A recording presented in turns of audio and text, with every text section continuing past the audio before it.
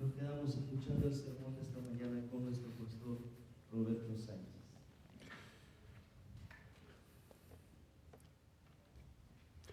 Voy a suplicar que abran sus Biblias al libro de los Hechos, el capítulo 15. Vamos a abrir nuestras Biblias al capítulo 15 del libro de los Hechos. Estamos regresando a esta porción de la Escritura. Hemos estado ya por varios meses en esta serie en el libro de los Hechos y estamos regresando al capítulo 15 y hemos hecho progreso a través de el precioso libro. Un libro muy lindo que nos ayuda a entender no solamente la historia de la iglesia, primeros 30 años de iglesia. No solamente vemos aspectos históricos, pero podemos ver también la manera en cómo la iglesia de Cristo vivía, cómo en las cartas aún podemos ver los ecos de la manera en cómo la iglesia vivía y cómo la iglesia debe el día de hoy vivir a la manera de Dios. El capítulo 15 hemos observado que hay una temática amplia. Hemos estado ahí tal vez unas 6 ocasiones en este capítulo 15. Estamos en el día de hoy en el versículo 30. Vamos a tratar el versículo 30 al versículo 36. Esa va a ser la parte que nos corresponde el día de hoy. Y vamos, hermanos, a entender un aspecto increíblemente importante de la iglesia. El capítulo 15 tiene que ver con un concilio, el primer concilio que es considerado el concilio eclesiástico. Encontramos nosotros que se está debatiendo una pregunta, y la pregunta es cómo los gentiles son salvos. La pregunta no solamente abarca a los gentiles, pero la pregunta también tiene que ver con cómo un ser humano viene a una justificación delante de Dios, no solamente un gentil, pero también un judío. ¿Cómo básicamente somos salvos? Esa es la pregunta de todo el concilio, y hay un debate, hay una situación en cierta manera embarazosa, una situación que realmente ninguna iglesia quisiera vivir, quisiera pasar. Algunos de la iglesia en Jerusalén habían ido a Antioquía sin que nadie les hubiera enviado. Fueron básicamente a levantar ánimos en los discípulos que habían creído, que simplemente no estaban acompañados con la gracia de Dios. Y entonces surge básicamente una disputa, surge una situación un poco penosa, no solamente para la iglesia en Jerusalén, pero también para la iglesia en Antioquía. Se está viviendo una situación que simplemente no quisiéramos nosotros vivir. Aquí hay básicamente hombres que se habían levantado. Tal vez la imagen, la idea era, bueno, vamos a hacer misiones. Y vamos a ir al otro lado tal vez del mundo, y vamos a hacer misiones. Y nadie les había enviado. Nadie había verificado lo que ellos enseñaban. Nadie había verificado básicamente hacia dónde iban. Iban por sus propias cuentas. Hasta después la iglesia en Jerusalén se dio cuenta lo que estaba ocurriendo en Antioquía de Siria. Hasta después los apóstoles se dieron cuenta, los ancianos se dieron cuenta, la iglesia en general se dio cuenta de lo que estos libertinos habían hecho, lo que estaban diciendo, lo que estaban hablando, que si no circuncidáis conforme al rito de Moisés, no podéis ser salvo. Eso es lo que venían hablando, y usted puede corroborar esto a través de todo el capítulo 15. Al escuchar Pablo, Bernabé, se dieron cuenta de lo que estos que venían de Judea venían enseñando. Absolutamente, dice que hubo una disputa, dice, entre ellos. Y la disputa no se pudo tratar en Antioquía. Tuvieron que traerla a Jerusalén. Tuvieron que corroborarla a través de no solamente la iglesia, los ancianos, pero también de los apóstoles. Y entonces encontramos nosotros una situación muy interesante en estos versículos bíblicos, porque lo que encontramos acá es lo siguiente. Esto es lo que encontramos en estos versículos, versículo 30 al versículo 36. Vemos nosotros diferentes situaciones, pero vemos un común denominador. Y el común denominador que nosotros vemos es la edificación de la iglesia del Señor. Muy interesante. Diferentes situaciones que vamos a observar en este momento. Hay diferentes situaciones que el texto nos proyecta, pero hay un común denominador, y el común denominador que encontramos es que en cada situación hay un celo y hay un deseo, y el deseo es la edificación de la iglesia del Señor. No se quiere perturbar a la iglesia del Señor. Lo que se quiere es, el celo que se tiene es edificar a la iglesia del Señor, cuidar el crecimiento de la iglesia del Señor. Ahora, este celo no es un celo en un vacío. Nosotros encontramos de parte del Señor Jesús la primera ocasión donde se habla acerca de iglesia en los evangelios. En el libro de Mateo capítulo 16 hay un diálogo entre Jesús y Pedro, y le dice Jesús: yo te digo que tú eres Pedro, sobre esta roca edificaré mi iglesia, y ni las puertas de los Hades prevalecerán contra ella. La Escritura dice que Jesús está en el negocio de edificar su iglesia. Este pasaje de la Escritura es una expresión de ello. Las situaciones son varias, múltiples, pero hay un común denominador, y el común denominador es la edificación de la iglesia. Existimos con una mira, una dirección, y la dirección es la edificación de la iglesia. Muy interesante encontrar ese eco de las palabras de Jesús, la promesa de Jesús: yo edificaré mi iglesia. Usted se da cuenta que cuando encontramos esas palabras deben de definir la iglesia del Señor. Esas palabras deben de definirnos a cada uno de los miembros de la iglesia del Señor, porque Jesús, el dueño de la iglesia, el que compró la iglesia con su propia sangre, está en un negocio, y el negocio de Él es edificar a la iglesia del Señor. Cuando nosotros nos unimos a una iglesia, necesitamos estar completamente persuadidos que parte de nuestra identidad es edificar la iglesia del Señor. Que Dios lo va a usar a usted y a mí. Yo te digo que tú eres Pedro, sobre esta roca edificaré mi iglesia.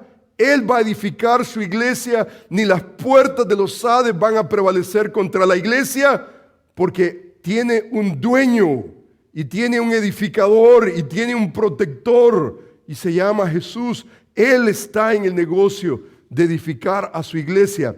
Alguien, por ejemplo, que se une a la iglesia del Señor y no quiere ser edificado, es una contradicción en términos. Vaya y hágase miembro de los Leones, hágase miembro del club de que le dé la gana. En los clubes sociales no le van a exigir a usted ser edificado conforme a la medida de Cristo, absolutamente. Pero en la iglesia de Dios sí. Por eso yo creo que el criterio que como iglesia debemos de establecer siempre, hay costumbres, por ejemplo, de iglesia, que llega alguien en la mañana y ya en la tarde son miembros de la iglesia. No, absolutamente no.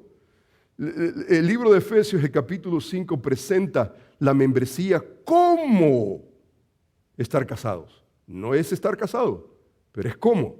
Entre más usted entiende el matrimonio, mejor entiende usted la responsabilidad como miembros nosotros tenemos de la iglesia del Señor. No decimos nosotros Haidú a la loca, ¿no es cierto? ¿Cuál es el consejo convencional que tenemos para alguien que está considerando el matrimonio? Entre más despacito, mejor. Tome su tiempo, conozca a esa persona, conozca a quien usted le va a decir Haidú. Conozca, entre más usted entiende, conoce, usted entra y usted no entra a una situación perfecta. ¿Qué es el matrimonio? Son dos pecadores que se unen, ¿no es cierto? Un pecador es suficiente, ya hay problemas.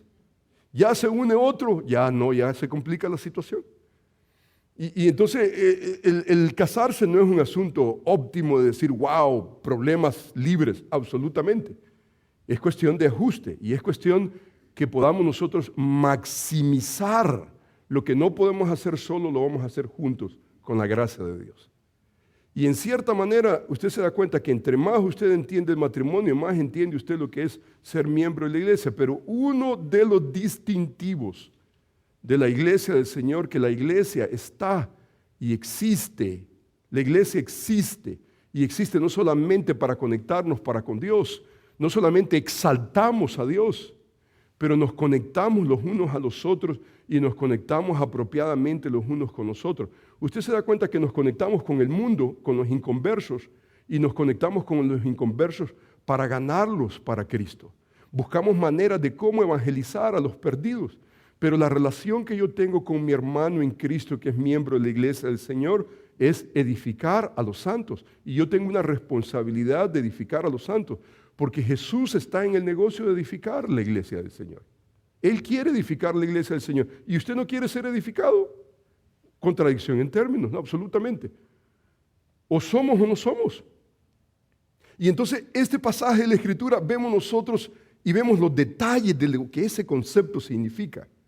Y encontramos nosotros situaciones diversas, pero en medio de esas situaciones vemos siempre ese común denominador. Y el común denominador de cada uno de los personajes que usted va a ver en esta trama, cada uno de ellos está hacia una dirección. Es una dirección, no son dos, tres, es una.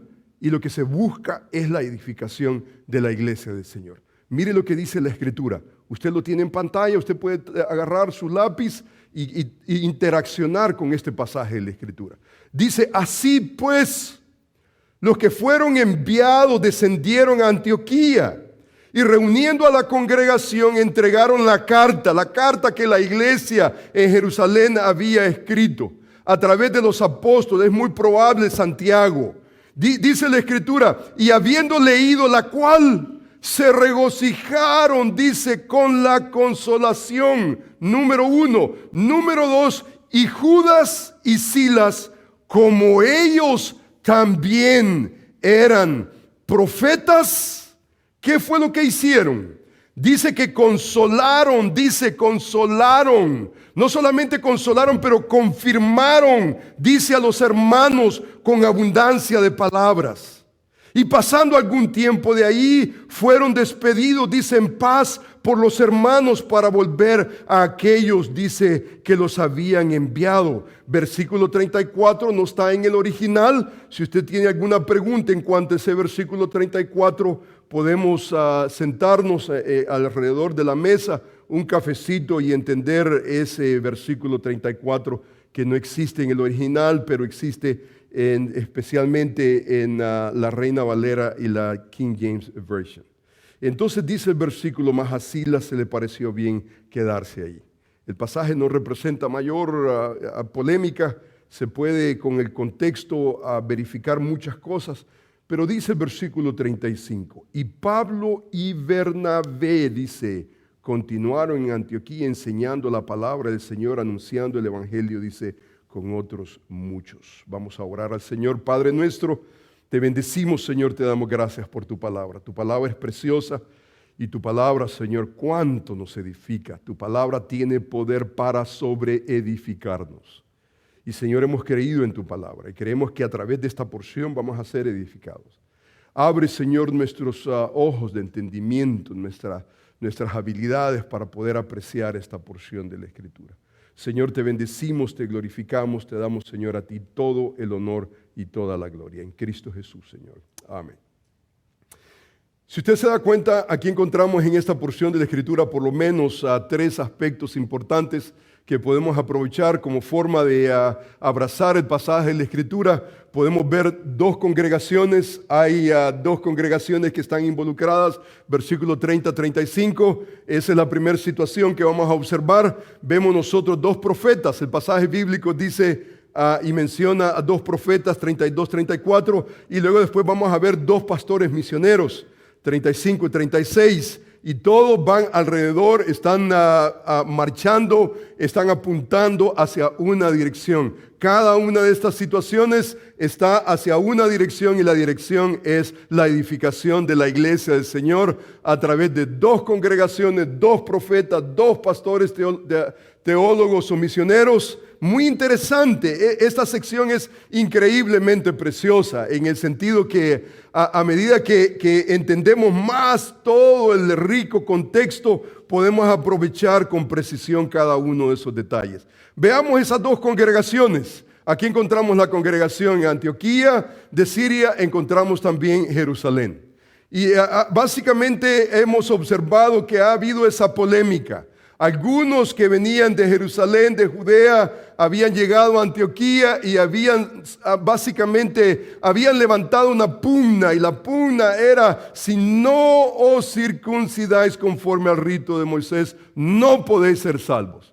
Y entonces usted recuerda que se juntó no solamente miembros de la congregación, no toda la congregación, pero los ancianos, los apóstoles, los delegados que venían de Antioquía, se juntaron a debatir sobre el asunto.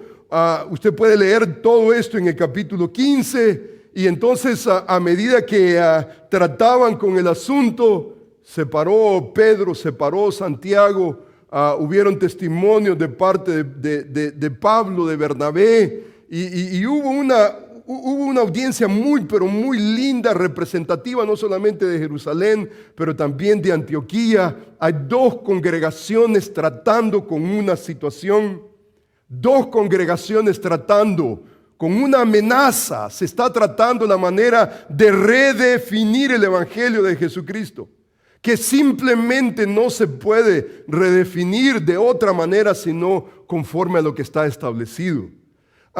El añadir algo al Evangelio de Jesucristo ya no es el Evangelio de Jesucristo. El decir, por ejemplo, es necesario que os circuncidéis para ser salvo, es añadirle a la gracia de Jesucristo algo que usted no puede añadirle. Le añade y ya entonces distorsiona lo que es el Evangelio de Jesucristo. Y esto lo hemos tratado a través de todo el capítulo 15. Y entonces decidieron los hermanos en el concilio, en la convención que tenían para tratar sobre esa pregunta: ¿cómo un gentil es salvo? Entonces vinieron y entonces trataron y entonces extendieron una carta y entonces la enviaron con ciertos representantes del concilio, y dice: así pues los que fueron enviados descendieron a Antioquía. Y dice que lo primero que hicieron es que reunieron a la congregación. Reunieron a la congregación y entregaron, dice, la carta. Esa carta que había básicamente el concilio decidido, y la decisión básicamente es: somos salvos por gracia y solamente por gracia. La carta usted puede leerla. Ya la hemos tratado en ocasiones anteriores. La esencia de la carta es: no somos salvos por obra, no somos salvos por añadir la circuncisión, somos salvos solamente y exclusivamente por la gracia de nuestro Señor Jesucristo, solamente. No necesitamos nosotros añadimos, entonces de alguna manera alteramos lo que es el Evangelio de la gracia. Y entonces dice la Escritura que habiendo leído la cual, dice que se regocijaron por la consolación. Dice que se regocijaron por la consolación. Una congregación, Antioquía, está leyendo la carta. Esta carta está viniendo de parte de Jerusalén, la cuna del cristianismo. Están de por medio de los apóstoles, los ancianos, a una congregación misma.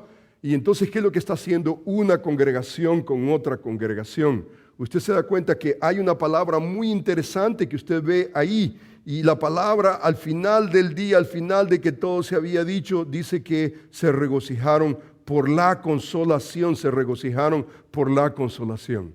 Una palabra muy interesante, consolación. Esa palabra tiene que ver con exhortación, tiene que ver con palabras de ánimo. Es la misma palabra que se utiliza para exhortación. Por ejemplo, en 1 de Corintios, el capítulo 14, versículo 3 dice, pero el que profetiza habla a los hombres para edificación. Exhortación, esa es la palabra. La palabra que ocurre ahí es esa palabra muy linda que tiene que ver con el verbo parakaleo, tiene que ver con la idea de alguien que se pone a la par de alguien más para poder levantarlo, para poder animarlo, para poder informarlo, formarlo. Es alguien que está a la par, es de donde viene la palabra abogado, para un paracleto, alguien que está allí a la par de alguien más, que está tratando la manera de adelantarlo, en este caso, en la vida cristiana. Y dice la Escritura que aquí encontramos nosotros la relación de una congregación con otra congregación, y entonces debatiendo sobre un punto increíblemente importante en el cristianismo, cómo los gentiles son salvos,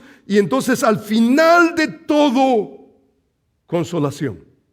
Dice la Escritura que se regocijaron por la consolación, por la exhortación que ellos habían obtenido de parte de la iglesia en Jerusalén. Aquí encontramos nosotros una situación muy interesante. Lo que encontramos nosotros son dos congregaciones tratando con un asunto, y al final del día, al final, cuando todo ha sido hecho y dicho, ¿qué es lo que se anda buscando? Es esa consolación. Es esa palabra de ánimo, esa palabra de aliento, la edificación de la iglesia del Señor, aún en medio de la amenaza, aún en medio del error, aún en medio que algunos se han levantado de parte de la misma iglesia para corromper los ánimos de los discípulos. Se levantaron dos congregaciones, y dos congregaciones se han levantado para tratar con un asunto que tiene como fin, al final del día, tiene edificar a la iglesia del Señor, consolar a la iglesia del Señor. Y hermanos, esto no puede quedar solamente en la historia. Esto no puede ser solamente un asunto de Jerusalén y Antioquía. Esto tiene que ser para nosotros un modelo. Esto tiene que suceder para nosotros. Esto tiene que ser para nosotros un prototipo que necesitamos seguir, porque la iglesia siempre es amenazada por situaciones. Tal vez el debate no va a ser definir el evangelio. Tal vez el debate va a ser diferente. Pero usted se da cuenta que una congregación normal en la cual Jesús es el Señor, Jesús ha prometido, yo edificaré mi iglesia. Y eso tiene que ser para nosotros. Hacia esa dirección vamos.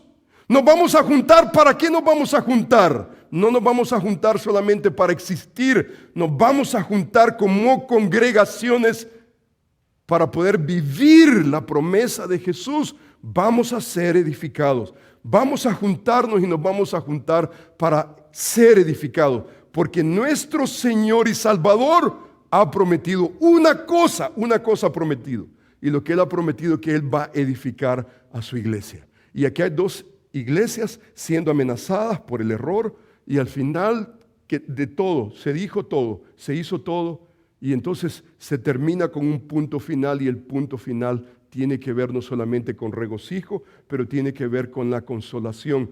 Cómo ellos fueron consolados, cómo ellos fueron abrazados, fueron animados, no solamente fueron alentados, pero tuvieron la oportunidad de ser alineados a la verdad que ellos habían aceptado. Eran salvos por gracia, no necesitaban añadir absolutamente nada más. Hermanos, la iglesia del Señor continúa siendo amenazada. Y la iglesia del Señor, usted se da cuenta que en etapas de la iglesia nosotros vemos pero tantas situaciones. Y nosotros como iglesia, dice la Escritura que somos definidos.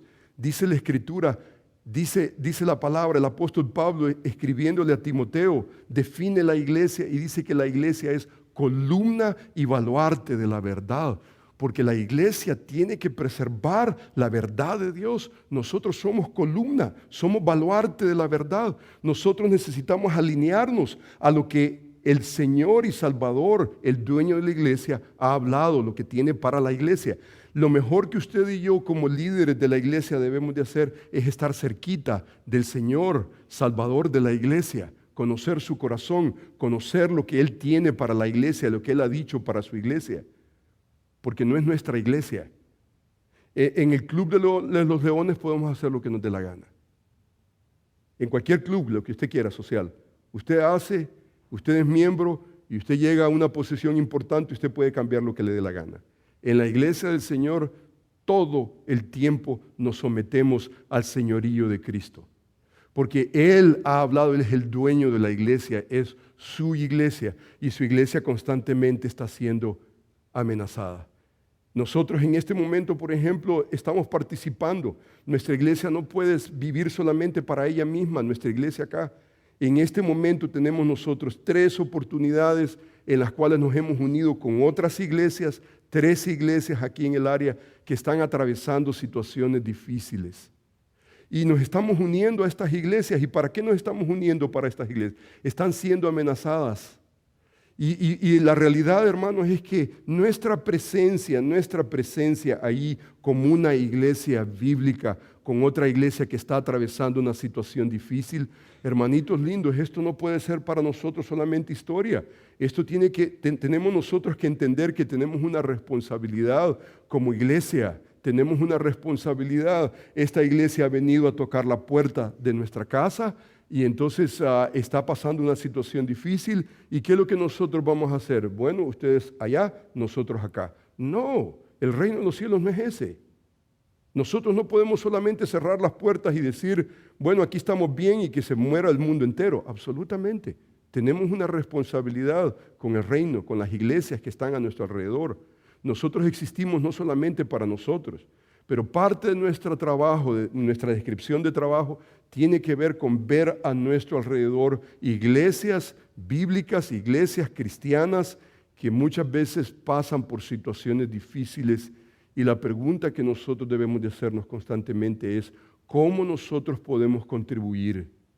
Hermano, todo eso toma tiempo, todo eso toma energía.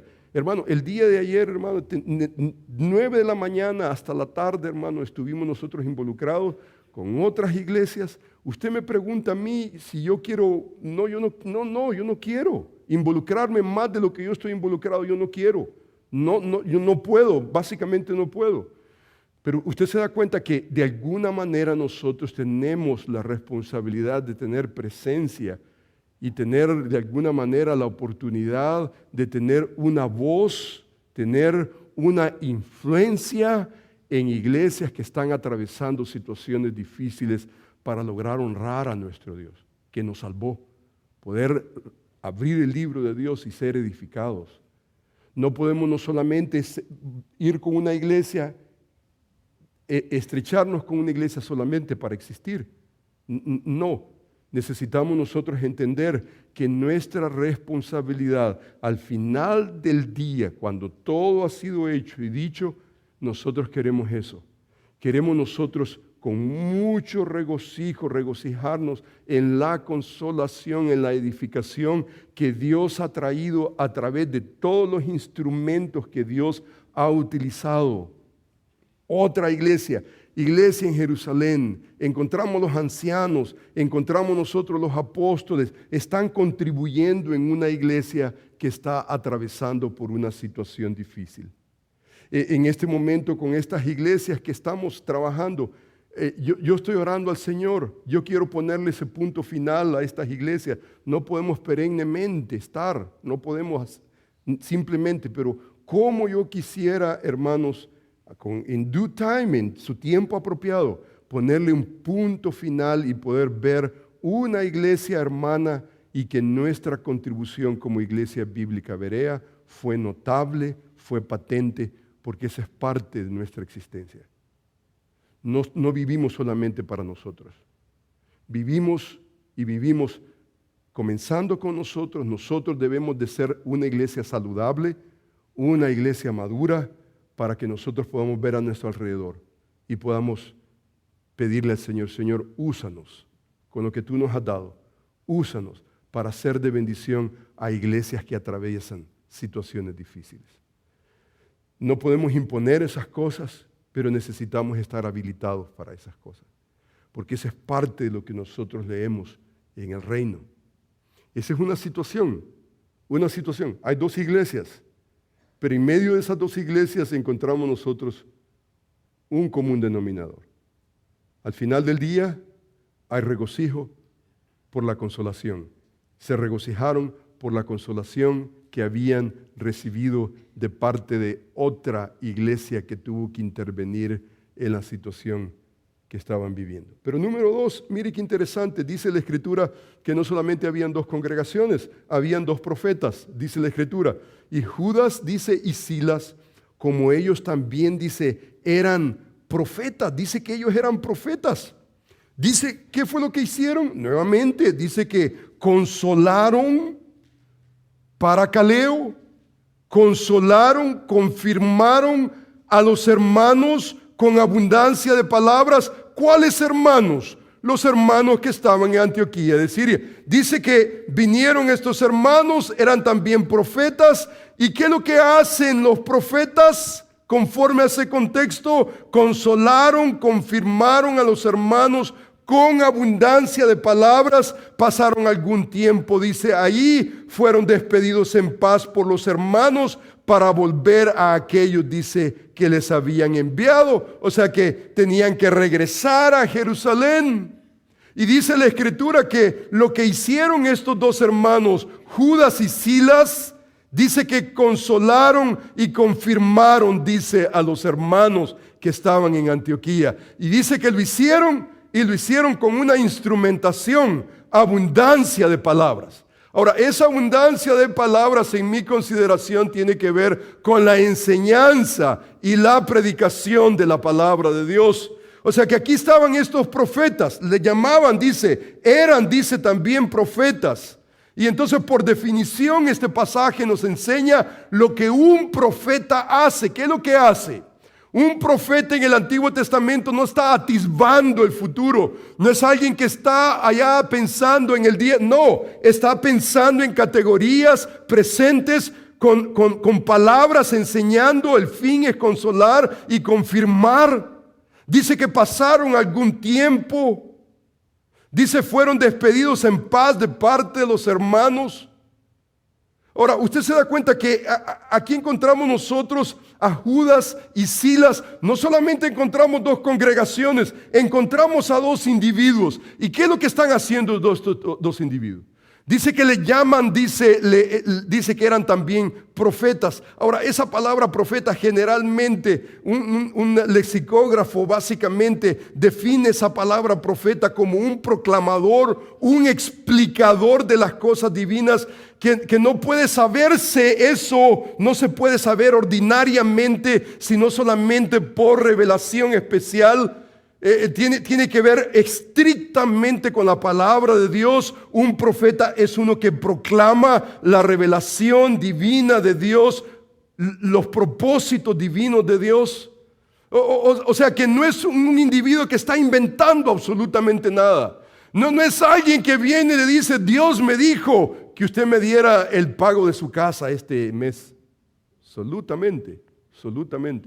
Si alguien le dice eso, corra a la izquierda o a la derecha. Yo recuerdo en una ocasión, siendo todavía soltero y simpático, ¿verdad? Ya las cosas han cambiado, tenía todavía pelo en ese tiempo, y una misionera vino de misiones y me dijo, Dios me dijo a mí que yo me casara con usted. Y yo le dije, wow, man. Dije yo, this is good. Fui con mi pastor y me dijo, corre hacia la izquierda. Gracias al Señor que tuve hombres a mi alrededor que me ayudaban a entender situaciones en la vida, que uno de joven incauto es estúpido, tonto, y cuánto uno necesita hombres y mujeres, mamás, hermanas y pastores que puedan ayudarle y que puedan ayudarle a entender y descifrar situaciones en la vida. Pero ¿qué es ese desorden que Dios me dijo? El profeta en el Nuevo Testamento no luce de esa manera. Hay, por ejemplo, una enciclopedia muy interesante que tiene que ver con ese desglosamiento, por ejemplo, de lo que es un profeta.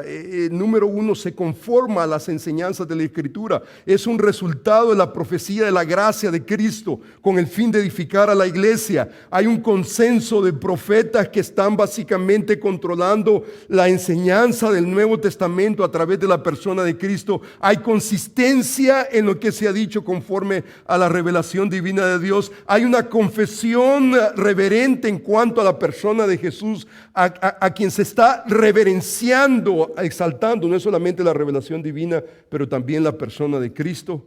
El profeta básicamente, como es en el caso de los dones, de otros dones espirituales, Pablo enfatiza, por ejemplo, en el capítulo 12, 13 y 14 de Primera de Corintios, la tarea principal en el Nuevo Testamento del profeta. Mire, por ejemplo, este pasaje de la Escritura. En el capítulo 14 encontramos este pasaje y dice: asimismo, los profetas hablen 2, dice, o 3, y los demás, dice, juzguen. Y si algo le fuere revelado a otro que estuviese sentado, calle el primero. O sea que hay orden. No solamente hay orden, pero hay secuencia. Dice, porque podéis profetizar todos uno por uno, para que todos, ¿qué cosa? Aprendan, para que todos aprendan y para que todos sean exhortados. Porque ese es el propósito del profeta. En el Nuevo Testamento, los espíritus de los profetas están sujetos a los profetas, dice, pues Dios no es un Dios de confusión, sino de paz. Dice el capítulo 14, versículo 3, pero el que profetiza habla a los hombres, ¿para qué cosa? Con el propósito de edificación, exhortación y consolación. No es una adivinación, no es un asunto para una palabra para el futuro, para el mañana. No es algo subjetivo. Es algo que tiene que ver con la edificación de la iglesia, la exhortación y la consolación. El versículo 37 dice, si alguno se cree profeta o espiritual, reconozca, dice, que lo que os he escrito son mandamientos del Señor. ¿Qué es lo que hace un profeta? Respetar el mandamiento de Dios. Pero en el momento en que usted escucha a alguien en nombre de profeta ignorar el mandamiento de Dios, automáticamente no es un profeta conforme a las Escrituras, en lo absoluto. ¿Cuál es el fin conforme a estos pasajes de la Escritura? ¿Cuál es el fin? Dice que Judas, Silas eran también profetas. Y dice, ¿qué fue lo que hicieron? Dice que consolaron y fortalecieron a los hermanos. Terminaron en consolación, en edificación. No importa el título, pero nuestra presencia tiene que causar eso, de alguna manera. No importa cuál sea nuestro don espiritual, las capacidades que Dios le ha dado a usted o a mí. Dice la Escritura que Él constituyó a unos apóstoles, dice a otros profetas, evangelistas, dice pastores, maestros, a fin de perfeccionar a los santos para la obra del ministerio, para la edificación del cuerpo de Cristo. Para eso existimos, no solamente como profetas, pero para eso existimos en cualquier capacidad que Dios nos haya dado. El don de evangelismo, el evangelista, no es para ir a las calles a evangelizar. El fin, ¿cuál es? Perfeccionar a los santos para la obra del ministerio, para la edificación del cuerpo de Cristo. No es andar por las calles evangelizando. Tiene que ver con la iglesia del Señor, capacitar a la iglesia del Señor para la edificación de la iglesia del Señor, el cuerpo de Cristo. Para que ya no seamos, dice, niños fluctuantes llevados por toda forma de error. No, Dios nos ha capacitado, nos ha habilitado según la actividad de cada miembro. Recibe su crecimiento para ser edificados en el Señor. O sea que existimos y existimos una dirección. ¿Y cuál es la dirección? La edificación. No es solamente existir, no es solamente decir, ok, check, ya vine a la iglesia, ok, ya no me molesten más. No, edificación tiene que ver con una actitud y un estilo de vida. Queremos nosotros ser exhortados, consolados, fortalecidos en nuestra fe. No importa que la situación sean dos congregaciones o sean dos individuos, profetas en este caso. Pero mire qué interesante, hermanos, no tenemos tiempo. Mire conmigo la siguiente situación. Hay dos pastores básicamente misioneros. Estoy incluyendo el versículo 36 porque yo creo que es importante apreciar, para que podamos apreciar el versículo 35. Dice, y Pablo y Bernabé, dice, continuaron en Antioquía. ¿Y qué es lo que continuaron haciendo? Dice, enseñando la palabra del Señor y anunciando el evangelio con, dice, otros muchos. Después de algunos días, Pablo dijo a Bernabé, volvamos a visitar a los hermanos en todas las ciudades en las que hemos anunciado la palabra del Señor para ver cómo están. Porque esa es parte de nuestra visión. Nuestra visión no es solamente las cuatro paredes donde Dios nos tiene geográficamente. Va más allá. Necesitamos sentirnos responsables por las puertas que Dios va abriendo. Y necesitamos entender que Dios tiene pueblo al otro lado del mundo. Y Dios tiene gente, tiene su pueblo, tiene su iglesia. Y nosotros de alguna manera jugamos un papel importante. Y mire qué precioso el pasaje. Dice que Pablo y Bernabé, dice, continuaron, dice, en Antioquía. ¿Y qué es lo que continuaron haciendo? Enseñando, dice la palabra del Señor. Dice, enseñando, anunciando el evangelio, dice, y mire lo que dice el versículo al final del versículo 35. Dice la escritura, con otros muchos. Hermano, escúcheme. Hermanito lindo, escúcheme. Esto es para mí, como pastor, esto es de suma importancia. Porque nuestra visión no puede ser localizada, tiene que ser una visión global. Usted se da cuenta que aquí está Pablo, Bernabé. De Pablo y Bernabé sabemos y entendemos y son figuras predominantes en el libro de los Hechos, importantes aún en las cartas. Pablo y Bernabé continuaron en Antioquía enseñando la palabra del Señor, anunciando el evangelio con otros muchos que no tienen nombre. ¿Quiénes son esos otros muchos? ¿Quiénes son? De Pablo usted puede identificar y Bernabé usted puede identificar, pero de estos otros muchos, ¿quiénes son? Ahora, hermanos, ¿quiénes son? Continúa siendo un enigma. Y yo creo que con propósito Lucas evadió aquí vamos a hacer una lista de todos los hermanos que están enseñando con Pablo y Bernabé. No. La realidad, hermanos, es que ese es el reino. Esa es la realidad en que nosotros vivimos. Y van a haber ocasiones en que en un punto de su vida su nombre va a estar ahí. Y su nombre va a estar, y a través de su nombre van a haber otros muchos que van a enseñar a la par suya. Pero usted se da cuenta, hermanito lindo, esto es lo que nos va a habilitar a nosotros como iglesia. Lo que nos va a habilitar a nosotros como iglesia es esos otros muchos. Porque el versículo 36 dice que después de algunos días Pablo dijo a Bernabé, volvamos a visitar. Y hermanos, la realidad, hermanos, es que nosotros salimos afuera y ¿quién se queda adentro? Gente ignorante que no tiene la capacidad de enseñar al pueblo de Dios. Ese no es el molde. El molde no es ese. No solamente los ancianos, pero los líderes de una iglesia bíblica, ¿qué es lo que hacen? ¿Qué es lo que hacen? Sean dos congregaciones, sean profetas, sea Pablo Bernabé con otros muchos. ¿Qué es lo que nosotros hacemos? No alteramos absolutamente nada. Enseñamos, anunciamos, enseñamos la palabra de Dios, anunciamos el evangelio y hay otros muchos que saben enseñar, que tal vez no tienen el nombre, que tal vez no están en los periódicos. Y su nombre no tiene que estar en los periódicos. Pero usted y yo tenemos que ser fieles. Este es su nombre, no este es su nombre.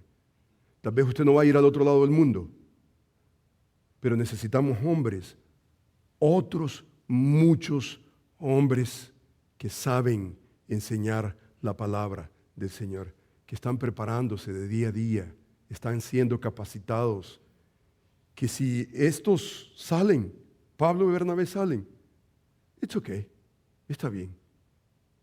La iglesia tiene hombres capaces para enseñar a la grey de Dios. Eso nos hace a nosotros como líderes. Ese es un anciano, ese es un líder. No es solamente alguien que está acumulando polvo, no es solamente alguien que, ¿cuántos años tiene? Tantos años. No, usted está aprendiendo las doctrinas de la gracia de día a día. Usted busca oportunidades de preparación. Usted busca cualquier oportunidad, no solamente internamente, pero externamente, y usted busca. Es lindo cuando usted encuentra a alguien, me registré ya en el seminario, ya estoy, y entonces está aprendiendo teología en una manera sistematizada. Usted tiene esa oportunidad, hágalo, no desperdicie la oportunidad que usted tiene de poder hacerlo. Hágalo para la iglesia del Señor. Hágalo con el fin de edificar a la iglesia del Señor. Hermanos, como pastores, nosotros nos damos cuenta de esos muchos que, aunque no tengan nombre, juegan un papel increíblemente importante en la iglesia del Señor, en la obra del Señor, en su reino. Nosotros no podemos salir si esos muchos hombres no están creciendo, madurando, enseñando, proclamando la palabra de Dios, el Evangelio de Jesucristo. No importa la situación, pueden ser 2 congregaciones, pueden ser 2 individuos, pueden ser 2 pastores, misioneros, con una visión global. Hermanos, el común denominador es uno: la edificación de la iglesia del Señor. Nuestro Señor está en el negocio de edificar su iglesia. ¿Es su negocio? ¿Es lo que arde su corazón? ¿El deseo de su corazón? Inclinemos nuestros rostros, oremos al Señor. Padre nuestro, gracias te doy. Te doy gracias, Señor, por tu palabra, porque tu palabra tiene poder para sobreedificarnos. Y gracias, Señor, te doy porque traes conciencia a nuestro corazón. Señor, múltiples situaciones, un común denominador: la edificación de tu iglesia. Queremos vivir, Señor, hasta el último aliento de nuestra vida, haciendo historia en tu iglesia. Aquí, allá, donde quiera que tú nos lleves, Señor, deseamos, Padre bendito, y deseamos una cosa. Señor, deseamos que tú nos uses. Que uses, Señor, nuestros talentos, nuestras capacidades, aunque limitadamente. Que tú nos uses para la edificación de tu iglesia. Sea en Jerusalén, en Antioquía o al otro lado del mundo. Señor, no queremos hacer otra cosa al otro lado del mundo. Queremos hacer lo que hacemos en tu iglesia. Queremos edificar tu iglesia. No importa dónde tu iglesia esté. Señor, yo quiero suplicar muy en especial por estos otros muchos en nuestra congregación que se están preparando, que se están habilitando, que ya están enseñando. Señor, bendice a estos otros muchos, porque solamente con estos otros muchos podemos nosotros descansar y saber que tu iglesia está en buenas manos. Este es un concepto de equipo. No podemos hacerlo solos. Tu reino demanda y exige habilitar a otros para el ministerio docente en la iglesia del Señor. Señor, bendice tu pueblo. Y Señor, te doy muchísimas gracias. Gracias te doy, Señor, por tus bondades. Gracias por los privilegios que nos das de ser parte de tu obra. Señor, una bendición especial por la vida de mi hermano Silva, su esposa. Bendícele ricamente, prepara sus corazones, especialmente para la tarea que tenemos por delante. Señor, quiero rogar por Roberto, para que tú, Señor, le bendigas en la situación que él está atravesando. Señor, abrázale, dale sabiduría, dale gracia, Señor, alrededor de su esposa, su iglesia, denominación, lo que está viviendo. Señor, te amamos, te bendecimos. Te damos, Señor, a ti el honor y la gloria, porque tú eres nuestro Dios. Y gracias porque nos salvaste, Señor, con tu sangre bendita. Hemos sido salvos por gracia. Y queremos, Señor, proclamar esa gracia. Y enseñar, Señor, esas doctrinas de la gracia. Señor, te bendecimos, te alabamos, te glorificamos. En el nombre de Jesús y para tu gloria, Señor. Amén.